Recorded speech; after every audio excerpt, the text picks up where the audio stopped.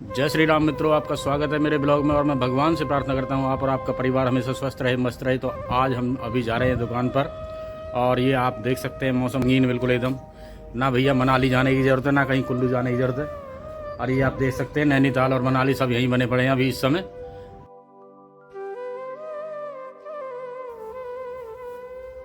यहाँ पर भगवान अर्जुन को सूचित करते हैं कि भगवत गीता की यह योग पद्धति सर्वप्रथम सूर्यदेव को बताई गई है।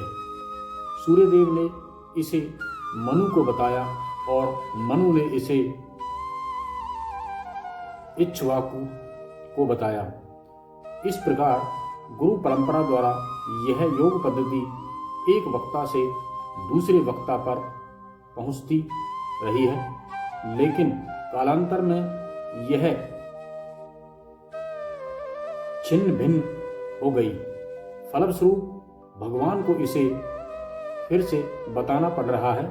इस बार अर्जुन को कुरुक्षेत्र के युद्ध स्थल में वे अर्जुन से कहते हैं कि मैं तुम्हें यह परम रहस्यमय इसीलिए प्रदान कर रहा हूं क्योंकि तुम मेरे भक्त तथा मित्र हो।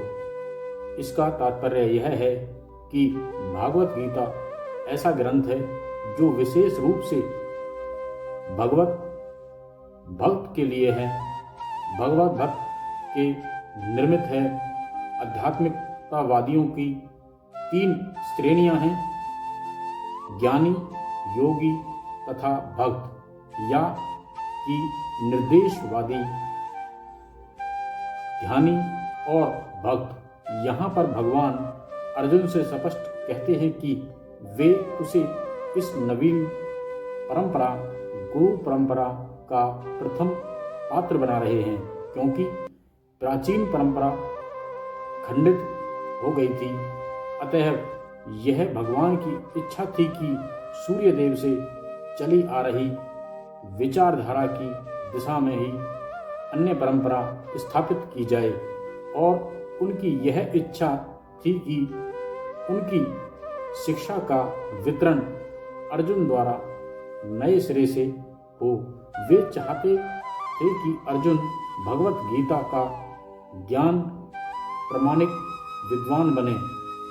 अतः हम देखते हैं कि भगवत गीता का उद्देश्य अर्जुन को विशेष रूप से दिया गया, क्योंकि अर्जुन भगवान का भक्त, प्रत्यक्ष शिष्य तथा घनिष्ठ मित्र था। अतः जिस व्यक्ति में अर्जुन जैसे गुण पाए जाएं,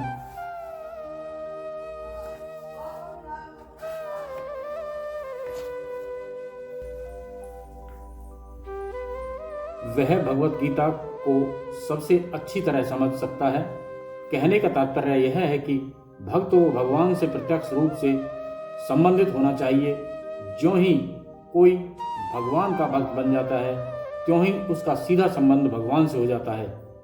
यह एक अत्यंत विशाल विषय है, लेकिन संक्षेप में यह बताया जा सकता है कि भक्त तथा भगवान के मध्य 5 प्रकार का संबंध हो सकता है। नंबर 1, कोई निष्क्रिय अवस्था में भक्त हो सकता है। नंबर 2, कोई सक्रिय अवस्था में भक्त हो सकता है। नंबर 3, कोई सखा रूप में भक्त हो सकता है। नंबर 4, कोई माता या पिता के रूप में भक्त हो सकता है। नंबर 5, कोई दंपत्ति प्रेमी के रूप में भक्त हो सकता है।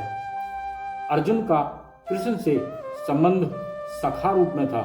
निसंदेह इस मित्रता, सख्य भाव तथा भौतिक जगत में पाई जाने वाली मित्रता में आकाश पाताल का अंतर है।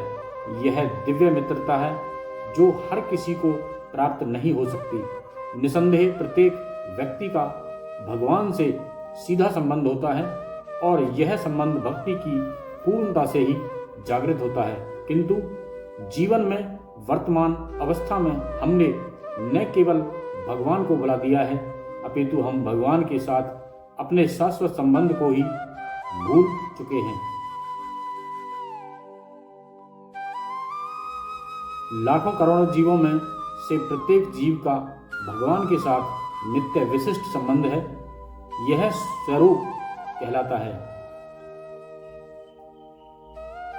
भक्ति योग की प्रतिक्रिया द्वारा यह स्वरूप जागृत किया जाता है।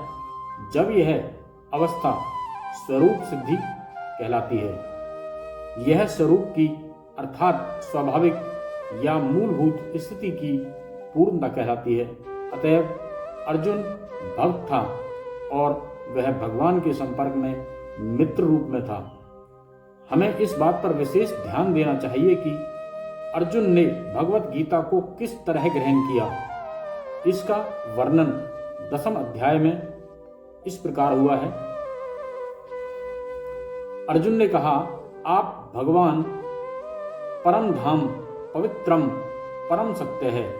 आप शाश्वत दिव्य आदि पुरुष अजन्मा तथा महानतम हैं। नारद सहित देवल तथा व्यास जैसे समस्त महामुनि आपके विषय में इस सत्य की पुष्टि करते हैं और अब आप स्वयं मुझसे इसी की घोषणा कर रहे हैं।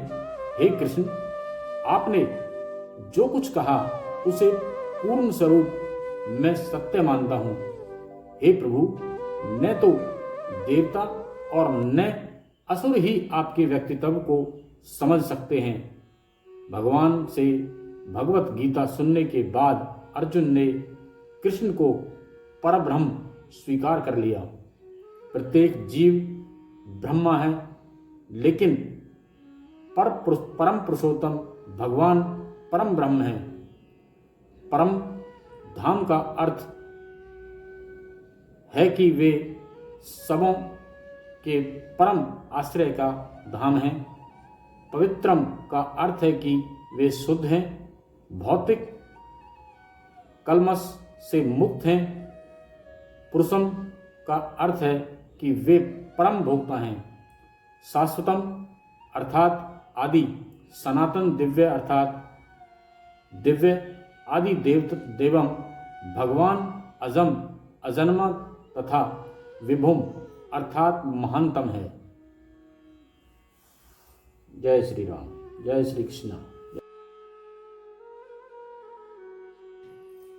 तो मित्रों, आज मैंने आपको कुछ भागवत गीता के जो श्लोकों का वर्णन हिंदी में आपको ये बताया है, सुनाया है। तो मित्रों, अगर आपको मेरा ये ब्लॉग पसंद आया हो तो ज़्यादा से ज़्यादा शेयर करें, लाइक करें, कमेंट्स करें, और आपने अभी तक सब्सक्राइब ना किया हो तो सब्सक्राइब कर लें। तो अब हम मिलते हैं आपसे नेक्स्ट ब्लॉग में। जब तक के लिए जय श्री राम।